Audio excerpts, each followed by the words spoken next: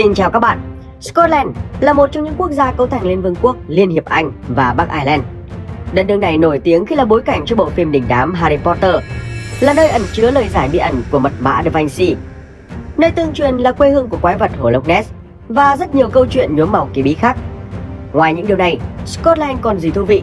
Trong video này, chúng ta sẽ cùng tìm hiểu nha.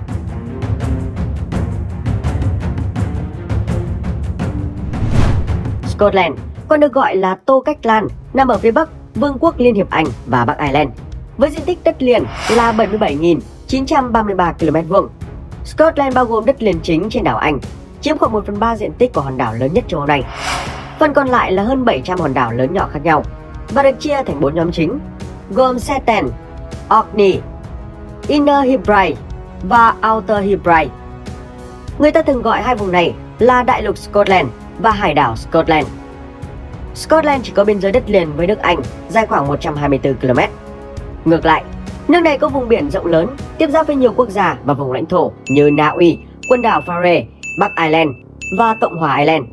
Đây là quốc gia có thế mạnh về biển trong suốt lịch sử của mình, đặc biệt là trong thời kỳ cách mạng công nghiệp cũng như thời điểm hiện tại. Với việc sở hữu vùng biển rộng lớn, bao quanh nhiều hòn đảo như vậy, nên Scotland đang sở hữu 16.500 km đường bờ biển, chiếm 8% chiều dài đường bờ biển của châu Âu. Qua đó biến nơi đây trở thành một địa điểm lý tưởng ở bờ phía bắc Đại Tây Dương.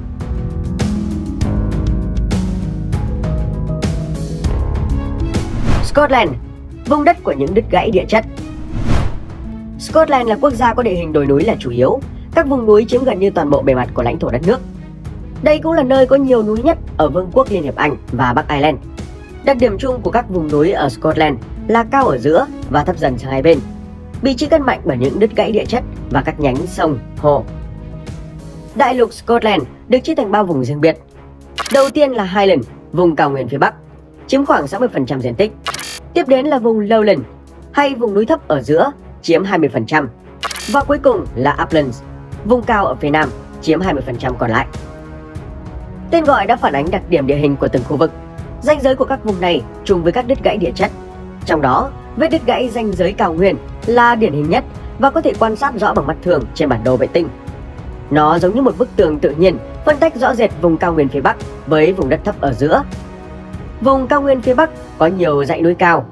Trong số 10 dãy núi cao nhất ở Vương quốc Liên hiệp Anh và Bắc Ireland thì hầu hết đều nằm ở khu vực này.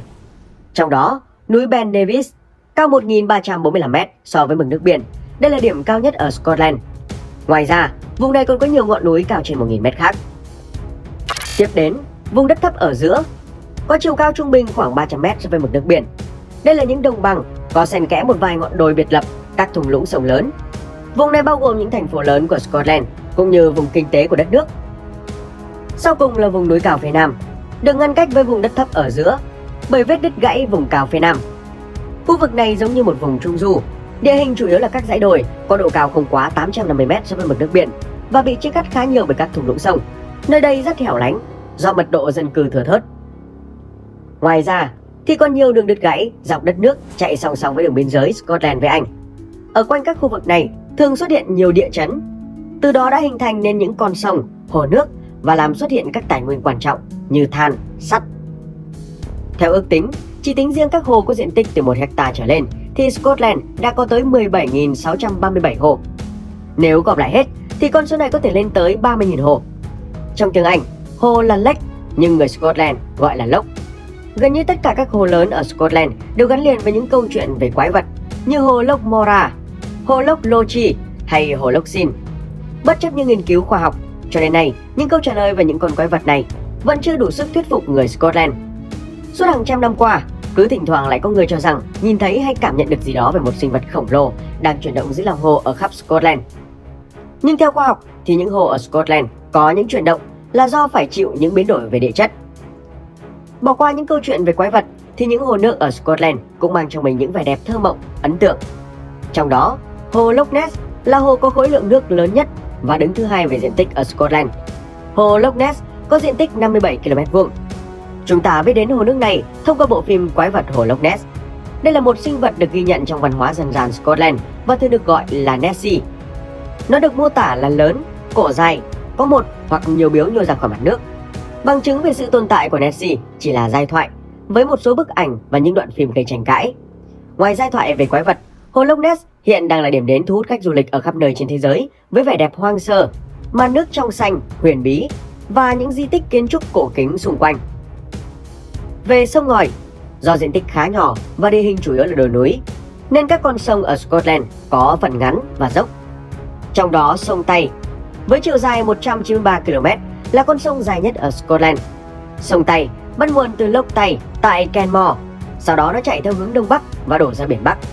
Sông Tay có vai trò quan trọng trong việc cung cấp nước và thủy điện cho Scotland.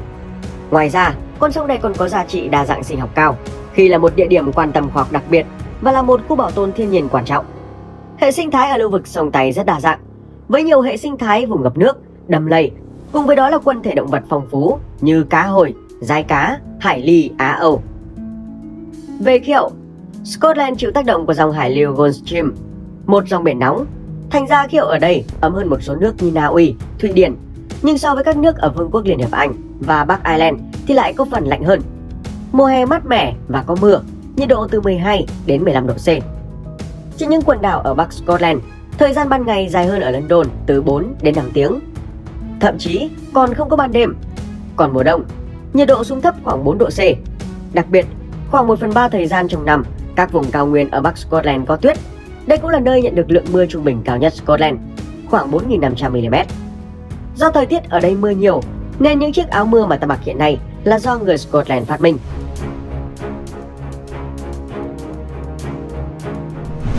Kinh tế Scotland. Từ cuối thế kỷ thứ 18 đến giữa thế kỷ thứ 20, nền kinh tế Scotland tập trung chủ yếu vào các ngành công nghiệp nặng, khai thác than, luyện thép, đóng tàu. Vào giai đoạn này, James Watt đã cải tiến động cơ hơi nước. Đây là bước mở cho cuộc cách mạng công nghiệp lần thứ nhất tại Vương quốc Anh. Sau này, dầu mỏ đã trở thành một ngành công nghiệp mới ở Scotland, đánh thức các quần đảo ở xa bờ của đất nước này. Đến nay, Scotland đã có nền kinh tế mạnh mẽ và đa dạng thành phần, không còn phụ thuộc vào ngành công nghiệp nặng, dần chuyển sang các ngành công nghiệp không khói như tài chính, ngân hàng, dịch vụ, năng lượng tái tạo. Theo đó, GDP năm 2011 của Scotland đạt 156 tỷ bảng Anh, tức 205 tỷ USD. Với mật độ dân số khá thưa, nên GDP bình quân đầu người đạt 37.137 USD. Trong đó, dầu khí đóng vai trò đáng kể trong nền kinh tế Scotland. Theo OPEC, trữ lượng dầu khí ở Vương quốc Anh khoảng 2,06 tỷ thùng và sản lượng đạt 947.208 thùng mỗi ngày. Theo một báo cáo năm 2019, thì sản lượng dầu của Scotland chiếm khoảng 82% sản lượng dầu của Vương quốc Anh. Cũng trong năm này, doanh thu từ dầu mỏ của Scotland đạt 22,5 tỷ bảng Anh, khoảng 25,8 tỷ USD.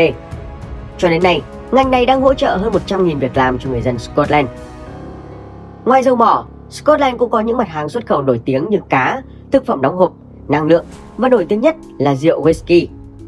Với thị trường xuất khẩu chủ yếu là các nước trong Vương quốc Liên hiệp Anh và Bắc Ireland, châu Âu, Hoa Kỳ. Rượu whisky Scotland là một mặt hàng truyền thống, xuất hiện rất sớm từ thế kỷ thứ 15. Khi đó được gọi là aqua vitae, có nghĩa là nước của sự sống. Ngày nay, rượu whisky đã trở thành mặt hàng nổi tiếng nhất của đất nước này. Người ta thường gọi rượu whisky Scotland là Scotch. Tính riêng năm 2020, đã có hơn 1,4 tỷ chai rượu được xuất khẩu đi ở 160 quốc gia và vùng lãnh thổ. Doanh thu đạt khoảng 5,5 tỷ bảng, tức khoảng 6,3 tỷ USD mỗi năm. Việc xuất khẩu rượu whisky của Scotland đang chiếm khoảng 20% doanh thu trong ngành công nghiệp đồ uống tại Vương quốc Liên hiệp Anh và Bắc Ireland. Hiện nay, dịch vụ, du lịch đang dần chiếm tỷ trọng lớn trong GDP của Scotland, trong khi nông lâm nghiệp và thủy sản chỉ chiếm một phần nhỏ.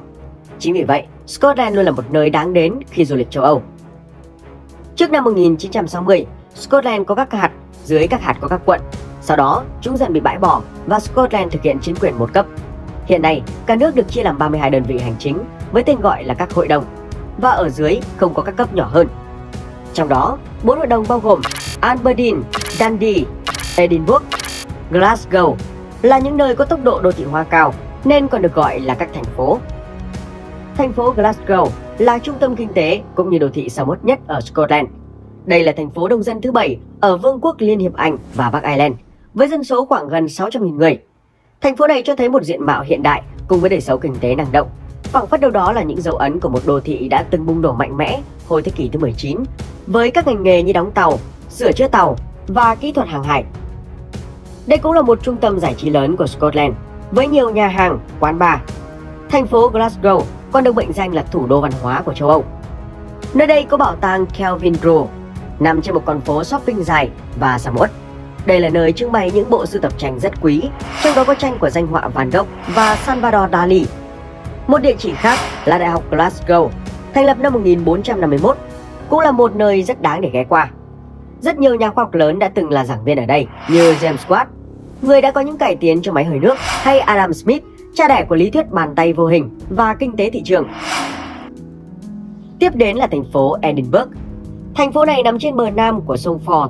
Đây là thành phố lớn thứ hai và cũng là thủ đô của Scotland. Khác với Glasgow, Edinburgh mang vẻ đẹp truyền thống hơn. Đây cũng là một thành phố cổ với nhiều công trình kiến trúc cổ kính. Ẩn bên dưới lòng đất là những lối đi ngầm, hào và hệ thống cống ngầm. Thành phố này cũng mang trong mình nhiều câu chuyện kỳ bí như những lâu đài bị ma ám và những lối đi ngầm đầy dãy oan hồn. Edinburgh có các điểm tham quan lịch sử và văn hóa nổi tiếng, thu hút hàng triệu khách du lịch mỗi năm.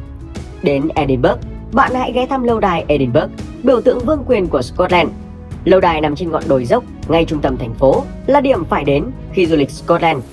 Giữ vai trò chính yếu trong lịch sử Scotland, đây là nơi ở của hoàng gia, đồng thời là pháo đài quân sự. Hiện ở đây còn lưu giữ nhiều khí tài quân sự, trong đó có Mansmech, một trong những khẩu pháo cổ xưa nhất trên thế giới. Ngoài ra, bạn có thể ghé thăm nhà thờ Thánh Giles, Greyfriars và Canongate.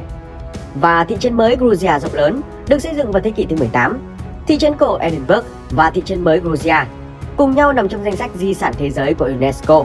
Ở ngoại ô thành phố có một di sản thế giới là đường cầu sắt Forth. Đây là kỳ quan nhân tạo vĩ đại nhất của Scotland. Khi đến Scotland, bạn hãy tìm hiểu văn hóa và con người Scotland. Mặc dù chỉ có dân số 5,52 triệu người, nhưng có rất nhiều người Scotland sinh sống ở khắp nơi trên thế giới. Nguyên nhân được cho là do quá trình thực dân hóa của Vương quốc Anh trong quá khứ, nên đã dẫn tới người dân Anh cũng như Scotland sinh sống rải rác khắp nơi. Người Scotland có những đóng góp nhất định đối với nhân loại, điển hình như James Watt, nhân vật chúng mình đã nói ở trên, người đã cải tiến động cơ hơi nước. Người Scotland còn tạo ra hắc ín để làm đường và chống thấm. Họ cũng phát hiện ra kháng sinh penicillin, chế tạo ra hệ thống làm lạnh nhân tạo, tiền thân của tủ lạnh ngày nay. Scotland cũng là nơi khai sinh ra cừu Dolly, sinh vật nhân bản vô tính đầu tiên, và đây cũng là nơi cho ra những tấm ảnh màu đầu tiên trên thế giới. Hiện nay, Scotland có 3 ngôn ngữ được công nhận chính thức là tiếng Anh, tiếng Scots và Scottish Gaelic. Trong đó tiếng Anh là ngôn ngữ phổ biến nhất. Khoảng 1,5 triệu người nói được tiếng Scots, còn tiếng Scottish Gaelic chỉ khoảng 1% dân số nói được. Và Scotland cũng là nơi mà những người đàn ông mặc váy caro. Ở đây, chúng ta hay thấy những người đàn ông mặc váy caro và mang tất cổ cao hoặc đi kèm những đôi giày ống. Ở xứ Wales và Bắc Ireland có nhiều tương đồng về văn hóa với Scotland, nhưng cũng hiếm. Còn ở nước Anh thì không có luôn. Đây là hình ảnh đặc trưng nhất trong những đặc trưng của người Scotland. Họ gọi những chiếc váy này là kilt, mang nghĩa là quấn một thứ gì đó quanh cơ thể. Tương truyền, kilt xuất hiện vào thế kỷ thứ 16, thời điểm Scotland đang trong cuộc chiến với Anh. Thời điểm này, ở trên các vùng cao nguyên phía Bắc Scotland xuất hiện những người đàn ông quấn những chiếc váy màu da dê. Sau đó, nó trở thành phổ biến, khá thích hợp với kiểu thời tiết của cao nguyên. Dần dần, nó đã trở thành đặc trưng của các chiến binh Scotland và hầu như xuất hiện trong tất cả các cuộc chiến của đất nước này. Lúc này, kilt còn được đính kèm theo dao găm và kiếm, vừa là vũ khí chiến đấu, vừa là phụ kiện trang trí. Đối với người Scotland, kilt là biểu tượng cho sự nam tính và tinh thần chiến binh. Ngày nay, kilt đã trở nên đơn giản, nhiều màu sắc hơn và trở thành quốc phục của Scotland. Người dân từ nam đến nữ, từ già đến trẻ đều có thể mặc được.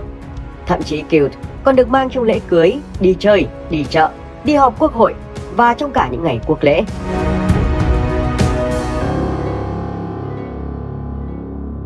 Như chúng mình đã nói, ở Scotland đã và đang tồn tại những vấn đề dai dẳng là liệu có một Scotland độc lập hoàn toàn khỏi khối Liên hiệp Anh. Nhiều ý kiến cho rằng Scotland luôn muốn độc lập và hiện đã sẵn sàng độc lập. Tuy nhiên, để độc lập, Scotland phải trải qua 3 yếu tố. Đầu tiên là khả năng tự chủ về kinh tế. Thứ hai là đảng phái nào đang chiếm đa số. Thứ ba là bối cảnh của châu Âu và thế giới. Về kinh tế thì từ khi liên minh với Anh, kinh tế của Scotland đã được dỡ bỏ nhiều rào cản và tham gia vào thị trường chung thế giới trong suốt thời gian dài. Tuy nhiên, sự tự chủ về kinh tế còn nhiều hạn chế. Dù cho Scotland có chính phủ, tòa án và nghị viện riêng, thì nhiều vấn đề của Scotland vẫn do Vương quốc Anh quyết định. Ví dụ như thuế doanh nghiệp, chỉ tiêu của chính phủ và các vấn đề kinh tế vĩ mô. Tiếp đến, một bộ phận người dân Scotland không mong muốn độc lập, Nhưng có một số lại hoàn toàn đồng ý. Họ cho rằng hiện nay kinh tế của đất nước đã đủ sức để đứng vững mà không cần tác động từ phía Vương quốc Anh. Các đảng phái theo khuynh hướng độc lập cũng chiếm đa số ghế trong nghị viện của Scotland. Tuy nhiên, trong bối cảnh hiện tại thì nền độc lập của Scotland còn tương đối xa vời khi tình hình thế giới liên tục có những biến chuyển khó lường.